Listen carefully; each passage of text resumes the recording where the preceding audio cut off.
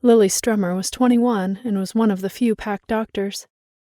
She remained very secluded from others during school, and at the age of 14 she went ahead and enrolled into college. She was very bright, and with no other distractions, she was dedicated to her studies. Everyone else her age was interested in finding their mate, but Lily never had much interest. In fact, she hoped she never found her mate. She knew he would end up rejecting her anyways, and there was only a few people who accepted her for the way she was. Since she had led a life of seclusion, she had become accustomed to it being that way. Do not even get her started on her wolf, Kira. Kira was abnormally large for a female wolf, and unlike most wolves, she was not very social. In fact, she was often jested about going rogue. She was rough and liked a challenge.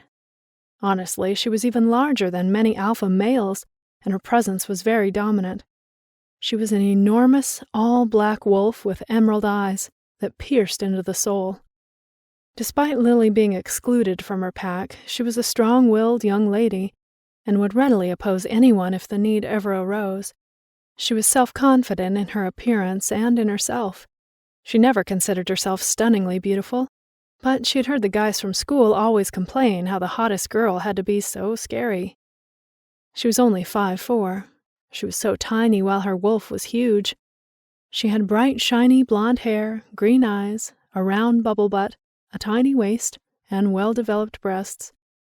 She heard girls swoon about Tyler Locke and how attractive he was, but she never partook in those conversations. It really didn't matter to her at the time, but it did now. She looked up at this 6'2", amazingly sculpted specimen in front of her. He only had shorts on, and his bare chest and muscles were sculpted and bulging.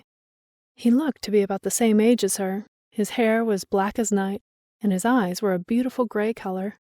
Simply put, he was mouth-wateringly attractive. It was as if his body was blessed by the gods. Her eyes met with his, and she heard the word she never wanted to hear. Mate.